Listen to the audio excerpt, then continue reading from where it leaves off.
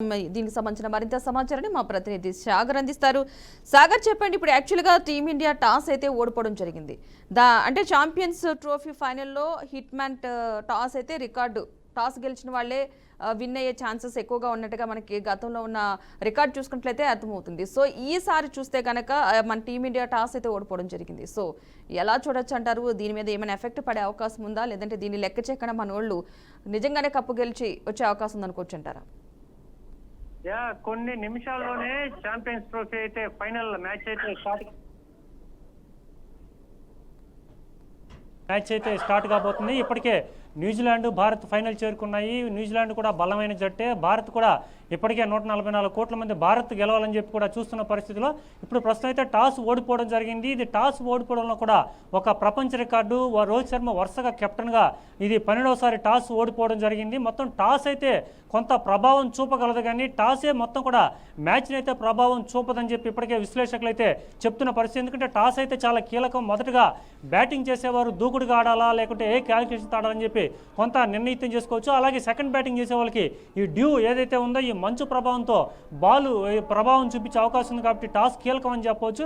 కానీ టాస్ ఒకటే కీలకం కాదు, మ్యాచ్లో ఆల్రెడీ భారతదేశంలో సంబంధించి భారత టీముకి సంబంధించి ఇప్పటికే మ్యాచ్ విజేతలు ఎంతోమంది ఉన్నారు. ఓపెనర్స్ చూసుకుంటే ఇటు రోహిత్ శర్మ కావచ్చు, గిల్ కావచ్చు, వీళ్ళిద్దరు కూడా స్టార్ట్ చేస్తారు. ఈ స్టార్ట్ని కొనసాగింపుగా టాప్ ఆర్డర్లో విరాట్ కోహ్లీ, శ్రేయస్ అయ్యర్ కూడా ఇద్దరు కూడా మంచి ఫామ్లో ఉన్నారు. అలాగే చూసుకుంటే మిడిల్ ఆర్డర్లో చిచ్చరపిడిగైన ఇటు హార్దిక్ పాండ్యా కావచ్చు, అక్షర్ పటేల్ కావచ్చు, రవీంద్ర జడేజా కావచ్చు, వీళ్ళంతా కూడా ఆల్రౌండర్లో అలాగే మ్యాచ్ విన్నర్గా చెప్పవచ్చు. ఈరోజు బ్యాటింగ్లో ఒక కీలక మార్పు అయితే చోటు తీసుకున్న ఒక ఆల్రౌండర్ వాషింగ్టన్ సుందర్ను కూడా బ్యాటింగ్లోకి తీసుకున్న పరిస్థితి ఉంది.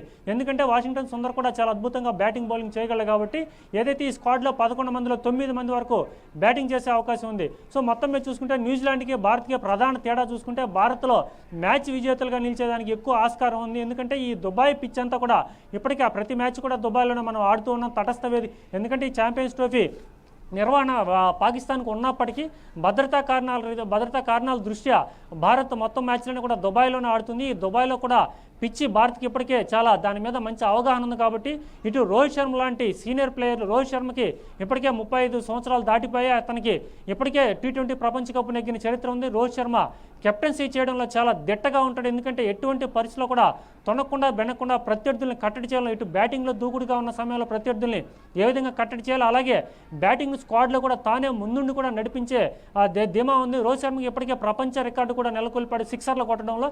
ఇప్పటికే ఛాంపియన్స్ ట్రోఫీలో 5 సిక్సర్లు కొట్టిన ఘనత 65 సిక్సర్లతో రోహిత్ శర్మకి దక్కుతుంది. సో ఒకవైపు బ్యాటింగ్లో చూసుకుంటే టాప్ ఆర్డర్ నుంచే కూడా ఒకవైపు శుభ్మన్ గిల్ ప్రపంచంలో నంబర్ 1 బ్యాట్స్మెన్గా ఉన్నాడు. రోహిత్ శర్మ చూసుకుంటే ప్రపంచంలో 5వ నంబర్ ర్యాంకులో ఉన్నాడు. అలాగే ఇటు కోహ్లీ కూడా ప్రపంచంలో 4వ నంబర్ ర్యాంకర్గా ఉన్నాడు. ఎటువైపు చూసుకున్నా కూడా న్యూజిలాండ్ కంటే భారత్ చాలా బలంగా ఉంది.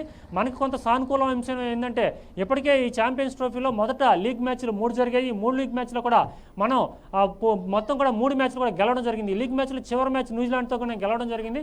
మనం 245 పరుగులు చేసినప్పటికీ న్యూజిలాండ్ ఈ లక్ష్య ఛేదంలో 200 పరుగులు కుప్పకున్న పరిస్థితుంది.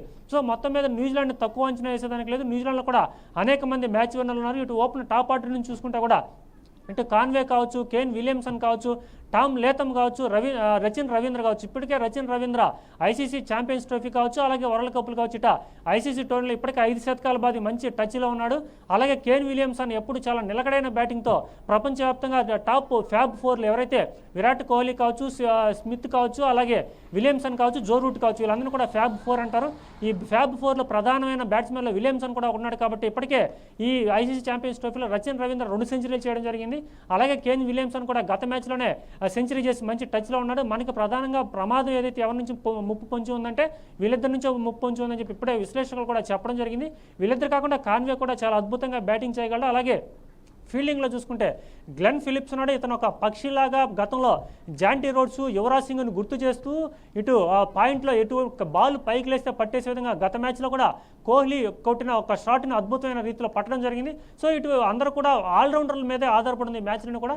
ఇటు భారత్ వైపు చూసుకుంటే ఆల్రౌండర్లు అద్భుతమైన ఆల్రౌండర్ అక్షర్ పటేల్ అద్భుతమైన టచ్లో ఉన్నాడు. ఒకవైపు బ్యాటింగ్ కూడా అద్భుతంగా చేస్తున్నాడు, అలాగే బౌలింగ్ కూడా అద్భుతంగా చేయగలడు. సో ఒకవైపు రవీంద్ర జడేజా కావచ్చు, అక్షర్ పటేల్ కావచ్చు, అలాగే ముఖ్యంగా హార్దిక్ పాండ్యా పేస్ ఆల్రౌండర్గా గుర్తింపు తెచ్చుకున్నాడు.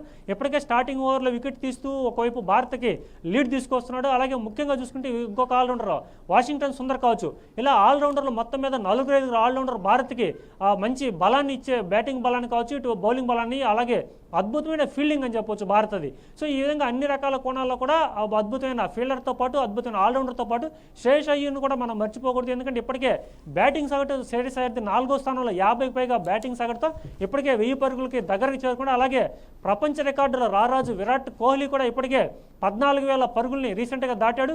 అతను మరో 50 పరుగులు చేస్తే ప్రపంచంలోనే ఇప్పటివరకు హైయెస్ట్ రన్స్ చేసింది సచిన్ టెండూల్కర్ 18,000 చిల్లర రన్స్ చేశాడు. అలాగే తర్వాత నెక్స్ట్ 2వ స్థానంలో ఉన్న పాంటింగ్ని మరో 50 పరుగులు చేస్తే 14,200 చిల్లర పాంటింగ్ పరుగులు చేస్తున్నాడు. ఆ పాంటింగ్ పరుగులు కూడా ఇప్పుడు కోహ్లీ దాటే అవకాశం ఉంది. సో మొత్తం మీద మన విరాట్ కోహ్లీ పరుగుల రారాజు కూడా ఈ ప్రపంచ రికార్డునికి 2వ ప్లేస్లోకి వస్తాడు ఈ పరుగులు చేస్తే.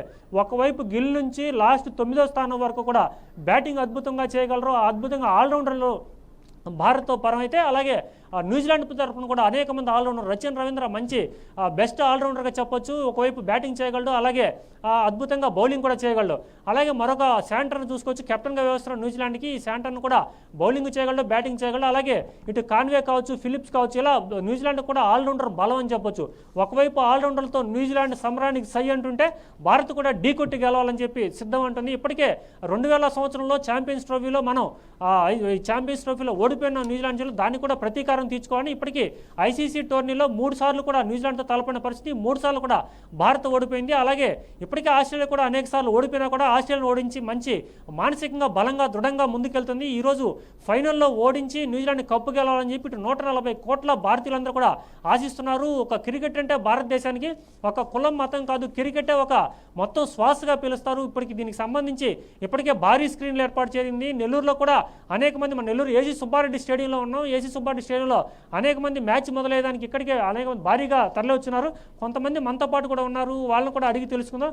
చెప్పండి, మీ పేరేంటి? ఈరోజు న్యూజిలాండ్ ఇండియా ఫైనల్ మ్యాచ్ జరగబోతుంది, మీరు దాన్ని ఏ విధంగా చూస్తారు? ఇండియా ఏ విధంగా గెలిచే అవకాశాలు ఉన్నాయంటారు? ఇండియా ఖచ్చితంగా గెలుస్తుంది. రోహిత్ శర్మ భారీగా కొడతాడు, విరాట్ కోహ్లీ కానీ అందరూ ఖచ్చితంగా ఆడి ఇండియా ఖచ్చితంగా విన్ అవుద్దని చెప్పేసి మేము ఆశిస్తున్నాం. భారతదేశానికి న్యూజిలాండ్కి తేడా ఏమనుకుంటున్నారు? భారతదేశంలో వచ్చి ఇప్పుడు బ్యాటింగ్ బాగా ఆర్డర్ బాగుంది, తర్వాత స్పిన్ బౌలింగ్ బాగుంది, ఆల్రౌండర్స్ బాగున్నారు కాబట్టి ఖచ్చితంగా ఇండియా గెలుస్తుంది నా ధీమా. అలాగే మరొక వ్యక్తి కూడా ఉన్నారు. చెప్పండి, క్రికెట్ న్యూజిలాండ్ ఫైనల్ వచ్చేసింది, ఇంకా కొన్ని నిమిషాల్లోనే మ్యాచ్ స్టార్ట్ కాబోతుంది. టాస్ ఇండియా ఓడిపోయింది, అసలు ఏ విధంగా ఉండబోతుంది మ్యాచ్? మీరు ఏ విధంగా ఆసక్తిగా ఎదురు చూస్తున్నారు? ఎంత బాగా వాళ్ళు ఆడుతున్నా కూడా స్పిన్నర్లు అనేవాళ్ళు మనకి మెయిన్ పట్టు బన్నుకుంది. ఆ స్పిన్నర్లు అనేవాళ్ళు బ్యాటర్స్ బాగున్నారు, కోహ్లీ మంచి మూవ్మెంట్లో మంచి స్పీడ్లో ఉన్నారు కాబట్టి మన ఇండియాకి విజయం అనేది కంపల్సరీ, మనకి తిరుగులేదు. గతంలో చూసుకుంటే న్యూజిలాండ్ మనకు ప్రధాన ప్రత్యర్థిగా చాలా కీలకమైన సమయాల్లో ఓడించింది. ఈరోజు జరగబోయే మ్యాచ్లో ఎటువంటి ఆట ఉండబోతున్నట్టు 2 జట్ల మధ్య? మనకి 2 జట్లలో కంటే కూడా మన ఇండియాలో బౌలింగ్ అనే స్పిన్నరు, దాంట్లో స్పిన్ అనేది మనకు బాగా కలిసి వస్తుంది. ఆ స్పిన్నర్ బౌలర్లో మనకు ఎక్కువగా ఉన్నారు, బ్యాటింగ్ అనేది బాగుంది, స్పిన్నర్లు ఉన్నారు కాబట్టి న్యూజిలాండ్ మీద మనం ఈజీగా గెలిచే అవకాశాలు ఎక్కువ ఉన్నాయి. ప్రధానంగా క్రీడాకారులు కావచ్చు, కోచ్లు కావచ్చు, అనేక మంది చెప్తున్న వాళ్ళ అభిప్రాయం ఏంటంటే భారత జట్టుకి బలం ఆల్రౌండర్ లేను. ఇప్పటికే ఆల్రౌండర్లో మనకి రవీంద్ర జడేజా కావచ్చు, అక్షర్ పటేల్ కావచ్చు, హార్దిక్ పాండ్యా కావచ్చు, వీళ్ళంతా కూడా భారత్కి వెన్నుముకగా ఉంటారు, వెన్నుముకగా నిలుస్తారు. సో ఇప్పుడు కొన్ని నిమిషాల్లో జరగబోయే ఈ మ్యాచ్లో కూడా భారత్ బ్యాటింగ్ కావచ్చు, బౌలింగ్ కావచ్చు, ఇటు ఆల్రౌండ్ ప్రదర్శన చేసి న్యూజిలాండ్ మట్టి కనిపిస్తుందని చెప్పి అందరూ కూడా విశ్వాసం ధీమా వ్యక్తం చేస్తున్న పరిస్థితి. అందరూ కూడా ఇప్పటికీ వాళ్ళ నమ్మకాలకు సంబంధించి వాళ్ళ దేవుళ్ళు కూడా ప్రార్థిస్తున్న పరిస్థితి.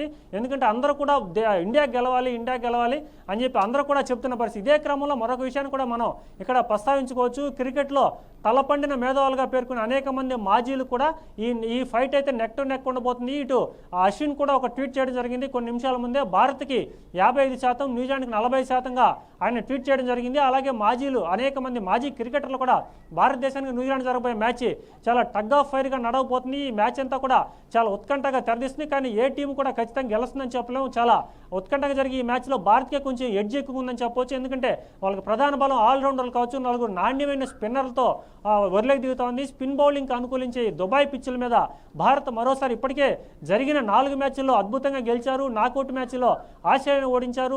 మొదట లీగ్ మ్యాచ్లో 3 మ్యాచ్లు కూడా గెలిచారు. ఈ 4 మ్యాచ్లు గెలవడం ఒకంత మనకంతా బలం బలం అని చెప్పవచ్చు. ఎందుకంటే ఒకవైపు ఫస్ట్ మనం బ్యాటింగ్ చేసినా కూడా అద్భుతంగా మనం బ్యాటింగ్ చేసి ఒక 300 పైచిలకు లక్ష్యాన్ని వాళ్ళ ముందు ఉంచితే మనకి విజయ అవకాశాలు ఎక్కువ ఉంటాయి. అలాగే ఒకవేళ వాళ్ళు బ్యాటింగ్ చేస్తే 250 నుంచి 260 పరుగుల లోపు రిస్ట్రిక్ట్ చేసి దాన్ని మనం విజయ లక్ష్యాన్ని ఈజీగా ఉంటుంది. లేదా అంతకు మించితే మనకి విజయ అవకాశాలు కొంచెం కష్టంగా ఉంటాయి. కాబట్టి ఇటు బౌలింగ్ మొదలు పెడితే కన్నా మొదట 200 నుంచి 250 లోపలే వాళ్ళని ఆల్అౌట్ చేయాలని చెప్పి అందరూ కూడా కోరుకున్న పరిస్థితి. అలాగే బెట్టింగ్ కూడా చాలా తీవ్రంగా జరుగుతుందని చెప్పొచ్చు. బెట్టింగ్ సుమారుగా 5,000 కోట్ల రూపాయలు అఫీషియల్గానే బెట్టింగ్ జరుగుతుంది. అనేక బెట్టింగ్ యాప్లు ఈ బెట్టింగ్ అంతా కూడా జరుగుతుందని చెప్పి అనేక మంది కూడా చెప్పడం జరిగింది. ఇప్పటికైనా సరే యువకులు ఆ బెట్టింగ్ పాల్పడకుండా తమ జీవితాలు నాశనం చేసుకోకుండా కేవలం మ్యాచ్ని వినోదం కోసం ఆనందం కోసం మాత్రమే చూడాలి.